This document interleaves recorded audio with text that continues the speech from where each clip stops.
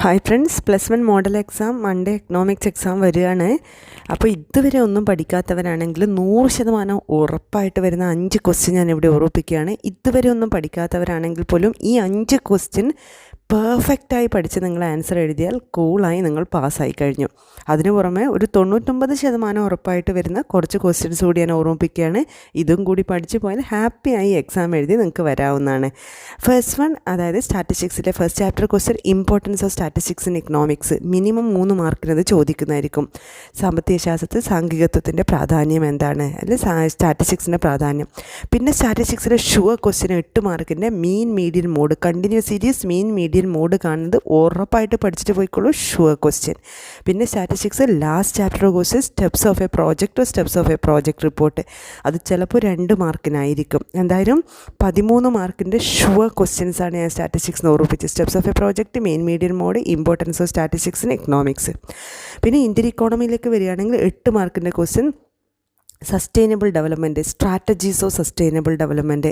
Strategies for 9ാമത്തെ ചാപ്റ്ററിൽ strategies four sustainable development അല്ലെങ്കിൽ സുസ്ഥിര വികസനം സാധ്യമാക്കാനുള്ള തന്ത്രങ്ങൾ എന്തൊക്കെയാണ്, 8 മാർക്കിൻ്റെ ക്വസ്റ്റ്യനാണ്. അപ്പം 13 മാർക്കും 8ഉം കൂടി കൂട്ടി 21 മാർക്കായി. പിന്നെ ഒരു ഉറപ്പായ ക്വസ്റ്റ്യൻ പോവർട്ടി എന്നുള്ള ചാപ്റ്ററിൽ നിന്നാണ്. പോവർട്ടി ഇറാഡിക്കേഷൻ പ്രോഗ്രാം ചിലപ്പോൾ എസ്സേക്ക് സാധ്യതയില്ല, അതൊരു 5 മാർക്കോ 6 മാർക്കിനൊക്കെ വന്നേക്കാം. എന്തായാലും 24 മാർക്കിലധികം ഉറപ്പായി കിട്ടിക്കഴിഞ്ഞു. Easy question, strategies of sustainable development, poverty eradication programme, steps of a project report, അതുപോലെ mean median mode and then importance of statistics in economics. പഠിച്ചു തുടങ്ങിക്കോളും മക്കളെ, പാസ്സായി. ഇനി അതിൻ്റെ മുകളിൽ ഡബിൾ പാസ്, A+ ഒക്കെ വാങ്ങുന്നതിന് വേണ്ടി സഹായിക്കുന്ന 99% ഉറപ്പെന്ന് പറയുന്ന കുറച്ച് ക്വസ്റ്റ്യൻസ് കൂടി ഓർമ്മിപ്പിക്കുകയാണ്.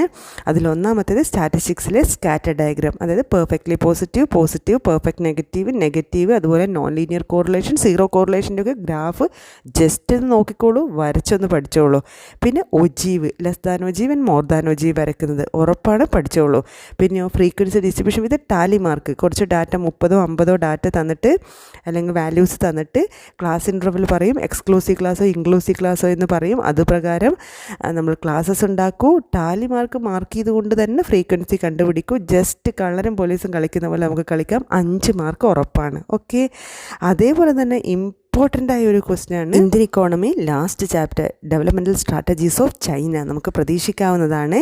മാത്രമല്ല സസ്റ്റൈനബിൾ ഡെവലപ്മെൻറ്റിൽ നമ്മൾ എപ്പോഴും ഓർക്കുന്നത് പോലെ 6ാമത്തെയും 9ാമത്തെയും ചാപ്റ്ററിൽ ഇത് വരുന്നുണ്ട്. അതായത് ഓർഗാനിക് ഫാമിങ്ങിൻ്റെ മെറിറ്റ്സ് ആൻഡ് ഡിമെറിറ്റ്സ്. സസ്റ്റൈനബിൾ ഡെവലപ്മെൻറ്റിൽ ഒരു ലാസ്റ്റ് പോയിൻ്റ് കൂടിയാണ്. അതോടൊപ്പം ഓർഗാനിക് ഫാമിംഗ് മാത്രം 6ാമത്തെ ചാപ്റ്ററിൽ പഠിക്കുന്നുണ്ട് ഇന്ത്യൻ ഇക്കോണമി. ഓർഗാനിക് ഫാമിംഗ്, അതായത് ജൈവ കൃഷിയുടെ ഗുണങ്ങളും ദോഷങ്ങളും ജസ്റ്റ് ഒന്ന് വായിച്ച് നോക്കിയാൽ മതി.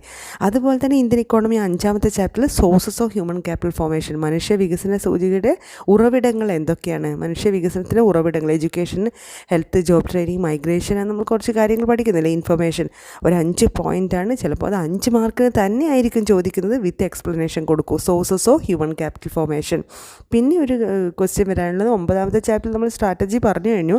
അതിൻ്റെ കൂടെ ഫങ്ഷൻസ് ഓഫ് എൻ എൻവയോൺമെൻറ്റ്, അതായത് പ്രകൃതിയുടെ അല്ലെങ്കിൽ പരിസ്ഥിതിയുടെ ധർമ്മങ്ങൾ എന്തൊക്കെയാണ്, സസ്റ്റെയിൻ ലൈഫ് അല്ലെങ്കിൽ അബ്സോർവ് വേസ്റ്റ്, അങ്ങനെ കുറച്ച് simple point, provide aesthetic services, simple points ഉണ്ട്, നോർത്താൽ മതി.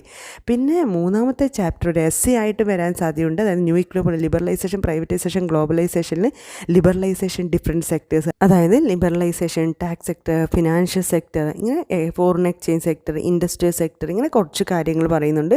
ഒരു 2 തവണ ഇത് വായിച്ച് നോക്കിയാൽ നമുക്ക് എളുപ്പം കിട്ടും. അതുപോലെ അവിടെ വേറെ ഒന്നും കൂടിയുണ്ട്. ഗ്ലോബലൈസേഷൻ വരുമ്പോൾ ഔട്ട്സോഴ്സിങ് എങ്ങനെ സാധ്യമാവുന്നു എന്നുള്ള ഒരു പാരഗ്രാഫും കൂടിയുണ്ട്. പിന്നെ WTO ഒക്കെ ഇമ്പോർട്ടൻ്റ് ആണ്, നവരത്നാസ് ഒക്കെ. എങ്കിലും ഏറ്റവും പ്രധാനപ്പെട്ട ലിബറലൈസേഷൻ, ഡിഫറെൻറ്റ് സെക്ടേഴ്സ്, ഇത്രയും മാത്രം നോക്കിയിട്ട് പോകൂ. ഡബിൾ പാസ് അല്ല, A+ലേക്ക് തന്നെ വരാവുന്നതാണ്. ഞാൻ ഈ പറഞ്ഞിരിക്കുന്ന ക്വസ്റ്റ്യൻസിൻ്റെ എല്ലാ ആൻസേഴ്സും ഞാൻ വീഡിയോ ഒക്കെ മുന്നേ ഇട്ടിട്ടുണ്ട്. താല്പര്യമുള്ളവർ, ആവശ്യമുള്ളവരാണെങ്കിൽ വീഡിയോ എടുത്ത് കാണാം. ഞാൻ ഐക്കാർഡിൽ പ്ലേലിസ്റ്റ് മൊത്തം കൊടുക്കാവുന്നതാണ്. അല്ലെങ്കിൽ നിങ്ങൾ ടെക്സ്റ്റ് ബുക്ക്, നോട്ട് ബുക്ക് വെച്ച് പഠിച്ചാലും മതിയാകും. താല്പര്യമുള്ളവർക്ക് വീഡിയോ ഉപയോഗപ്പെടുത്താവുന്നതാണ്. എന്തായാലും ഉഷാറായി പഠിക്കും. മാക്സിമം മാർക്ക് എക്കണോമിക്സിൽ നേടൂ. Wish you all the best. God bless you.